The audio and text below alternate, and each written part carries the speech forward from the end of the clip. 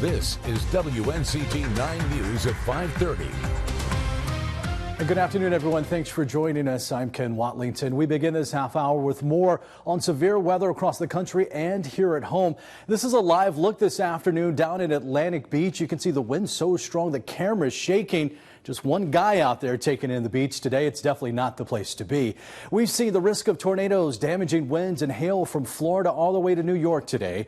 The late winter storm paralyzed travel in Wisconsin, Minnesota and Michigan over the weekend, and it's causing headaches at some of our nation's airports.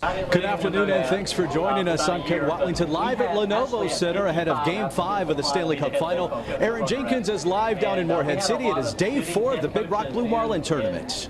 Take a look at this lightning from last night's storms in Jacksonville. This video sent to us by Haley Johnson through Share It With 9. A much quieter day so far today, but we are still under a weather alert day. Good evening, everyone. I'm Ken Watlington. Breaking news now at 5. Former FBI Director James Comey is set to appear in a federal courtroom here in Greenville in less than 2 weeks. We start your news at 5 with breaking news out of Onslow County. A large fire is causing a lot of smoke in that area. Yeah, this is a live look from our live I-9 camera atop Onslow Memorial Hospital in Jacksonville. Looking southwest, you see a large plume of smoke easily visible. Jacksonville Public Safety says it's an active woods fire aboard Marine Corps Air Station New River. Let's take you closer to the area now around Dawson Cabin Road and High Hill Road. There's a command center set up, the Halls Run Volunteer Fire Department, as we get a great look at the close-up smoke from this fire. Officials say the fire has not spread into the county yet from the base, but they are prepared in case it does. We have a crew on the scene. We will continue to update you as we learn more information. This is breaking news from WNCT 9 on your side. And let's take you right to that breaking news this afternoon. The Pitt County Sheriff's Office is on the scene of an apparent shooting. You're looking live in the area of the Speedway convenience store at the corner of NC Highway 43 and McGregor Downs Road. Witnesses on the scene tell us a shooting happened there around 3:40 this afternoon. We are, though, awaiting official confirmation from the Sheriff's Office about what happened. Our crew will stay there on the scene. We'll bring you updates on air and online as we get them. Ken Watlington is anchoring live in Raleigh, where tonight it'll be one of the biggest sporting events in North Carolina in pretty recent memory. No doubt about that, Aaron. Hello, everyone. Welcome inside Lenovo Center, where the Carolina Hurricanes are set to host the Vegas Golden Knights in Game 1 of the Stanley Cup Final. It'll be the first Stanley Cup Final game in this building since June 19th, 2006, when the Canes, of course, won the franchise's first and only NHL title. Take a look outside. This is what it looked like as fans started to tailgate ahead of Game 1. It's become a tradition for Canes fans ahead of games, but with the stakes even higher in the Stanley Cup Final, the energy from the fans pregame is on another level. Expected to be loud here inside Lenovo Center when the puck drops for Game 5 of the Stanley Cup Final. Here's a look at the rally towel the fans will get when they come in at 6:30. This arena is often called the loudest house in the NHL. And when the crowd really gets going inside here, noise levels can reach and sometimes surpass 100 decibels. It's changed a lot over the years, as one former player says, from a small group of fans to the loudest house in hockey. 9 on your side's Jay Hardy has more. The New Bern mayoral race finally reaches a conclusion after a runoff stemming from last month's municipal vote. Incumbent Jeffrey Odom has defeated challenger Holly Raby to retain his seat as mayor. 9 on your side's Jackson Saylor joins us live from his watch party tonight. Jackson, you spoke with the winner earlier. And first at 6 tonight, the search continues for this man, Dominic Connolly, after investigators say he stabbed a Craven County deputy last night at the Bojangles in Vanceboro. And that sparked an overnight search in the Vanceboro area, where law enforcement agencies are still looking for him tonight. Good evening, everyone, and thanks for joining us here at 6. I'm Aaron Jenkins. And I'm Ken Watlington. Let's give you another look at that suspect, Dominic Connolly, originally wanted for the murder of his grandmother over the weekend in Havelock. Deputies believe he could still be in the Vanceboro area and say he should be considered armed and dangerous. And we both had to get out to work today, but those roads are still pretty icy out there tonight. Yeah, I don't want to remind folks, if you have to get out and get in your car over the next few days, make sure your car or your vehicle is cleaned off. Take a look at this. I spotted this truck today on my way in along Evans Street in Greenville. All that snow and ice on the roof and in the bed of that truck can be very dangerous to other drivers.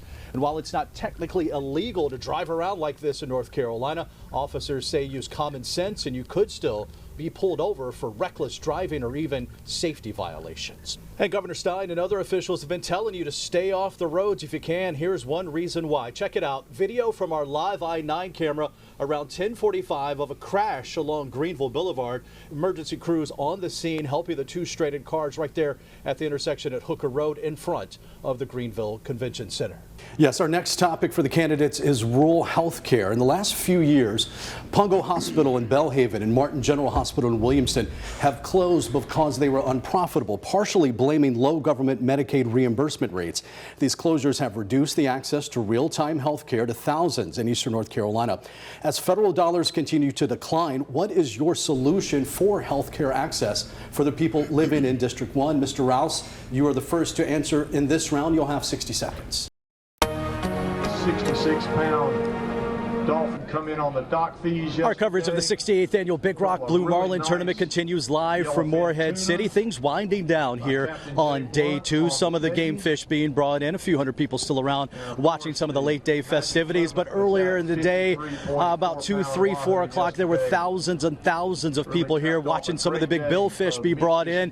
And what they watched, well, frankly, it's never happened in the 68 years of this tournament. Let's show you the Marlin Fever boat out of Wilson, North Carolina. They were the first to boat a blue marlin on the second day of this tournament. They were one of 210 boats out on day two. Marlin Fever got to the dock, and you could tell right away that maybe we were about to witness history. And once that fish was weighed, take a look at it. 919.9 pounds. That sets the all-time Big Rock Blue Marlin tournament record. It wins the Fabulous Fisherman Prize of some $871,250 for the first fish over 500 pounds of this tournament. The Marlin Fever, congrats to that crew. We'll hear from them tonight at 6. Take a look at the leaderboard now. Marlin Fever still atop. Hit and Run came in just about an hour ago. They are in second place, led by a lady angler, 549.2 pounds. We'll hear from her in sports coming up tonight at 6. Savannah Lee, the top spot yesterday. They are now in third place. Let's check in with Chief Meteorologist Jerry Jackson. Jerry, I joked in the studio yesterday that I'd be down here on a cool day. Well, it's been so hot some of our equipment has died already, so it's still June, right?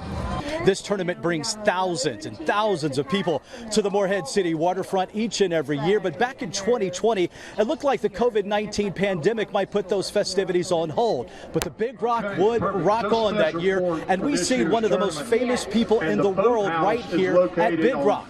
And it was on this day 6 years ago, the boat Catch 23 came to the scales with the Blue Marlin. The boat's owner, none other than Wilmington native and arguably the greatest basketball player of all time, Michael Jordan. The crew on Catch 23 boated that Blue Marlin weighing 442.3 pounds. That would have been atop their leaderboard yesterday. It didn't up in the top 4 back in 2020. And if you're wondering, no, MJ and Catch 23 are not entered in the Big Rock this year. Now, the Big Rock gives back to the community each and every year in so many ways, and one of those ways is to our service members. We're here with Night of Your Side's Olivia Wolfson, continuing our team coverage tonight. Olivia, you spoke with some of those in this year's Big Rock Big Heroes program. What was this like? As for the astronauts, here they are right here. 3 Americans and 1 Canadian. And we are watching closely since one of our own from right here in eastern North Carolina, mission specialist Christina Cook, a Jacksonville native, is set to play a crucial role as well as make history. She'll be the first woman to fly around the moon and break the record for the farthest distance a woman has ever traveled from Earth. And we will have live special coverage from the Kennedy Space Center over on WNCT 9+. You can watch the launch live and everything leading up to it. Welcome everyone to Washington County High, where it is picture perfect out here for week 6 of the high school football season. It's not homecoming here at Washington County High, but it is a bit of a homecoming for me. This is where I went to high school, and during my 4 years here, you would find me in these exact same bleachers cheering on what was then Plymouth High School. And a lot of the times back then and many years before and many years after, our big rival was the Williamston Tigers. Now, both of those schools have since changed names. Plymouth consolidated with Crusswell to become Washington County High School a few years ago, and Williamston consolidated with Janesville to become Riverside. And it's those two schools tonight, Washington County and Riverside, renewing that longtime rivalry that's undergone some name changes. It'll be our Touchdown Friday game of the week. 2 really good teams.